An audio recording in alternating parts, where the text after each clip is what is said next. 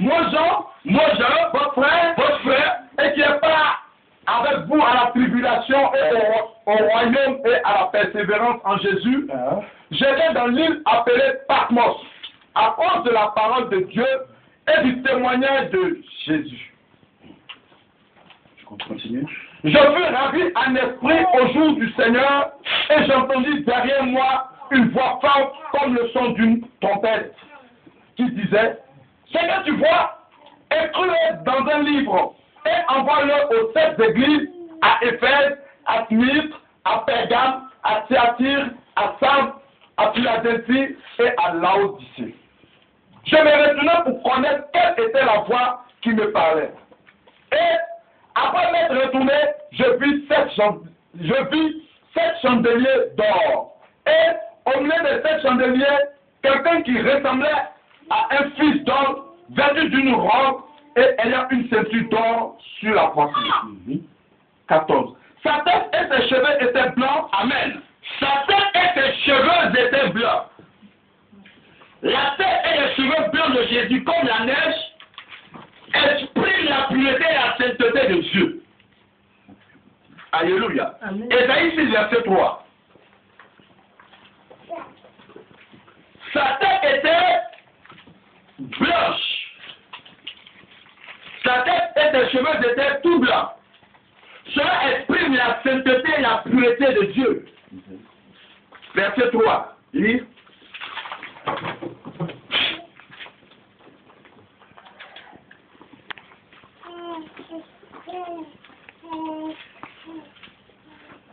Tu as trouvé? Ésaïe 6, verset 3. Ils criaient l'un à l'autre et disaient, c'est l'Éternel des armées, l'Éternel des armées. Toute la terre est pleine de sa gloire. Alléluia. Alléluia. L'homme est fait de la poussière de la terre. Si réellement tu vis dans la sainteté, tu n'as même pas besoin de dire que tu es saint. Parce que la gloire de Dieu va refléter ta personne. Et c'est ceux qui sont en face de toi qui diront non, cette personne-là, elle n'est pas comme nous. Alléluia. On va lire encore 1 Samuel 2, verset 2. Tu pourrais aller à la maison.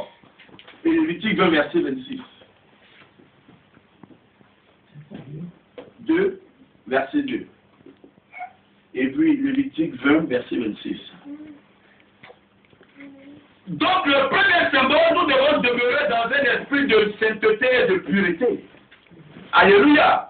Tout chrétien doit être pur. De la tête jusqu'aux pieds, on ne doit pas être indexé par n'importe qui. Pour dire celui-là est un mauvais chrétien. Alléluia. Alléluia. Mais on doit être des chrétiens exemplaires. Afin que partout où on est, on reconnaisse que nous sommes réellement chrétiens. Alléluia. Deuxième symbole. Lis, c'est Claude. Ses yeux flamboyants. Verset 14. Sa tête et ses cheveux étaient blancs comme de la laine blanche, comme de la neige blanche, comme de la neige. Ses yeux étaient comme une flamme de feu. Alléluia. Amen. Les yeux du Seigneur Jésus étaient comme une flamme de feu. Amen. Gloire à Jésus. Cela indique le puissant regard du Seigneur Jésus sur la terre. Alléluia. Amen. À qui rien n'est caché. Ce que nous faisons dans le secret, ne pensons même pas que le Seigneur ne nous voit pas. Alléluia. Si tu veux faut aller à Londres, faut aller aux États-Unis, va chauffer avec lui, viens à Paris. Tout le monde t'a pas vu. Mais dis à ton frère, Dieu te voit. Dieu te voit. Dis-lui, Dieu te voit. Alléluia. Gloire à Jésus. Donc chacun de nous doit pouvoir demeurer dans un esprit de pureté. Amen. Amen. Alléluia. Amen. Alléluia. Mais lorsque, en tant qu'enfant de Dieu, tu chutes ou tu tombes, la meilleure façon d'appartenir à Christ, c'est de te relever en force et de dire, plus jamais ça dans ma vie. Alléluia. Parce que Christ ne t'a pas condamné, personne ne pourra te condamner pour te tuer. Celui qui te condamne ne loin pas de lui. Alléluia. Amen. La seule personne qui aurait le commandement sur ta vie, c'est le Seigneur Jésus. Mais lui-même, il te dit, venez à moi, vous tous qui êtes fatigués, chargés, je vous donne le Dieu. Je ne suis pas venu pour les personnes bien portantes, mais les personnes qui sont malades. Alléluia. Donc nous tous, on est malades. Alléluia. Alléluia. C'est pas le péché du sexe seulement que le Seigneur condamne. Hein. Parce que souvent on dit non, moi je ne commets pas publicité, mais tu divises entre les gens. Alléluia. Alléluia. Non, moi je ne divise pas entre les gens, mais tu es rancunier. Donc péché c'est péché. Alléluia. Donc quand tu reconnais ça en toi, commence à te lever puis dis ça suffit, plus jamais ça dans ma vie. Alléluia. Celui qui se lève et qui prend une résolution, le Seigneur se lève avec lui. Amen. Alléluia. Amen. Gloire à Jésus. Troisième symbole, les pieds derrière ardents de Jésus.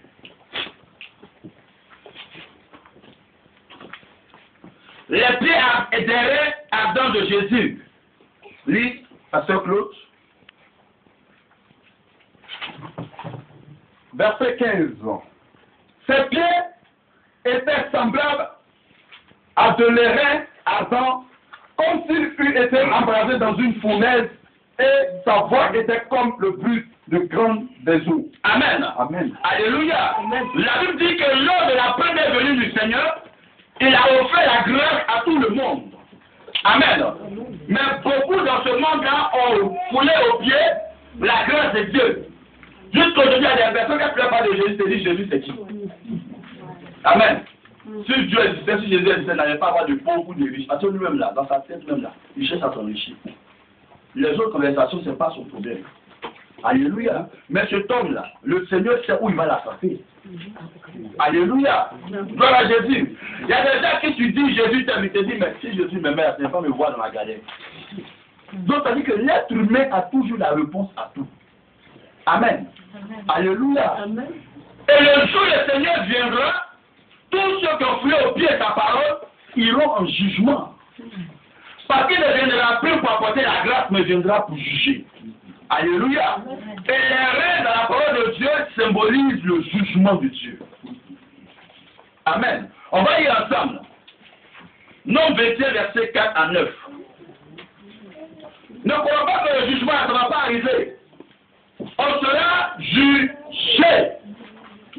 Nombre 20, verset 4 à 9. Lise.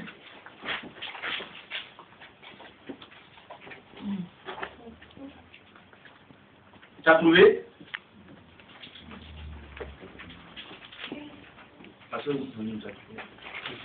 Tu as trouvé?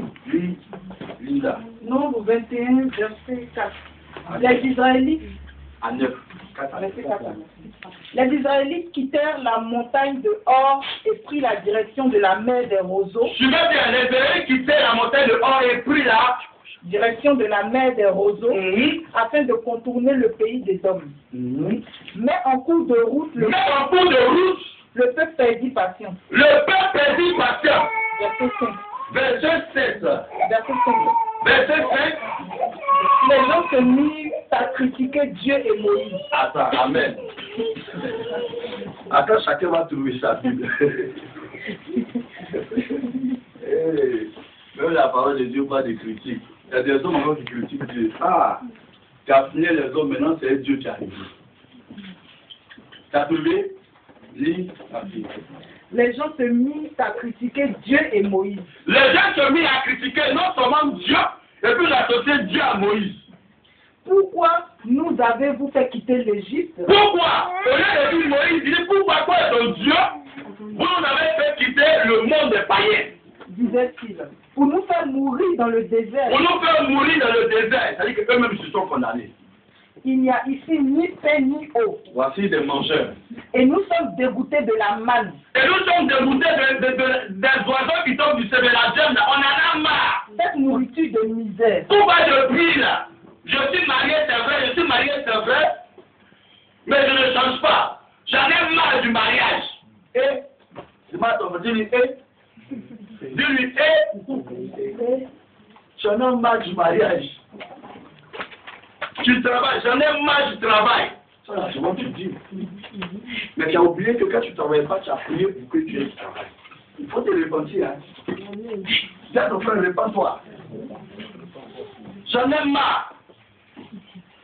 Lis, j'en ai marre. Alors le Seigneur envoya contre eux des serpents. Alors le Seigneur envoya contre eux des serpents. Venimeux. Venimeux. Il mordit un grand nombre d'Israélites. Il mordit un grand nombre d'Israélites qui ont mouru. Alléluia. Continue. Verset 7. Le reste du peuple se rendit auprès de Moïse pour lui dire. Amen. Il y a des gens là, ils te suivent, hein. Mais quand ils voient que tu as parlé ou que tu as gâté, et que l'amour, le problème t'atteignent là, ils s'éloignent de toi. Et puis il va vers quelqu'un qui a une solution pour lui. Alléluia. Pourtant, c'est eux tous qui ont parlé, hein. Alléluia. Mais il y a d'autres aussi qui étaient là, qui attendaient de voir. Il y a des gens qui te mettent toujours devant. Que tu n'as pas dans ton travail, ils disent, non, toi, c'est la parole facile, parle. Dis, moi, je suis un chrétien, Dieu avec moi. Quand moi, je vais parler. Ils te livrent. Et quand le problème arrive, dis, moi, je ne sais pas ouvrir la main. C'est toi qui tu pries Dieu. Amen. Donc, souvent, on se laisse séduire par des gens. Continue. Nous avons péché en vous critiquant. Nous avons péché en vous critiquant. Ça dit quoi? La personne qui est mise avec toi, vous critiquez quelqu'un, maintenant, il se dit. Moi, on a critiqué. Tout ça pour chercher sa faveur, la faveur de Blandine. Alléluia. C'est-à-dire que il se détache de toi et il va maintenant te vendre. Lis. Le Seigneur et toi. Supplie donc le Seigneur d'éloigner cette serpent de nous. Il faut prier pour moi. La seule là, il ne faut pas laisser quand même moi seulement là. Je suis venu te dire, parce que je sais que tu as me pardonné. Prie pour moi. Moïse se mit à prier le Seigneur en faveur du peuple. Moïse s'est mis à prier le Seigneur en faveur du peuple. Verset 8. Le Seigneur lui répondit. Le Seigneur lui répondit. Façonne un serpent de métal et fixe-le sur une perche. Quiconque aura été mordu et le regardera aura la vie sauve. Alléluia. Jésus qui est le symbole du serpent des reins. Alléluia. Quiconque souffre dans sa vie, qui a le regard porté sur Christ, ne va plus souffrir. Alléluia.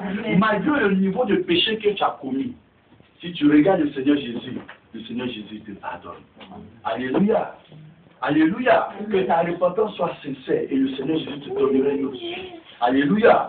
Alléluia. Et ce qui était un poids, un fardeau dans ta vie, tu seras déchargé et libéré. Amen. Et tu vas te sentir libre dans le nom de Jésus-Christ de Nazareth. On va lire ensemble. Lui, il lit. Moïse façonna donc un serpent de bronze et le fixa sur une perche. Dès lors, toute personne qui avait été mordue par un serpent et regardait le serpent de bronze avait la vie sauve. Alléluia. Gloire à Dieu. Le peuple de Dieu, le peuple juif était une communauté chrétienne. Mais on a l'église beaucoup murmure tous les jours. Du lundi au dimanche, parce que murmure là, ça peut écrire un livre. Donc imagine-toi ces murmures jusqu'à la fin de l'année. Donc souvent, on murmure, ce que n'est pas béni. C'est un jugement qui est porté sur nous. Et celui qui est silencieux, qui fait confiance à Dieu, Dieu le bénit, Dieu le visite. Parce qu'il a mis toute sa vie entre les mains du Seigneur. Dieu n'aime pas les murmures. Imaginez-vous quelqu'un qu'on critique, quand il a pensé en tant qu'être humain, est-ce qu'il n'a pas mal? Imaginez-vous un peu comment Dieu ressent. Quand nous les hommes, on le critique. On dit à faire de Dieu, ça dure trop. On est fatigué. Mais quand quelqu'un est fatigué, même il ne parle pas, il ne dit même pas qu'il est fatigué. Il se lève et puis il fait ce qu'il a envie de faire. Mais quand il dit que tu es fatigué, c'est-à-dire que tu n'es même pas fatigué. Alléluia. Alléluia. Comment des gens que Dieu a fait sortir du monde, tu as eu des amis qui sont morts dans le monde, mais toi Dieu t'a retiré pour t'emmener à la conversion. Et Dieu a commencé à te bénir, préserver ta vie. Tu as eu certaines grâces, tu dis non, tu en as marre parce que tes amis dans le monde ont percé. Tu en as marre parce que tes amis dans le monde ont réussi. Et c'était leur pensée. Quand ils étaient en Égypte, ils mangeaient les choses de Pharaon. Mais Pharaon les faisait travailler. Donc tout ce qu'ils mangeaient là, ils ne prenaient même pas la peine de digérer même. Ils remboursaient. Ça dit quoi? Tu travailles pour Pharaon puis tu rembourses. Amen. Amen. Alléluia. Amen. Tu vas dans les bars, c'est vrai. Mais le diable là, tu vas rembourser.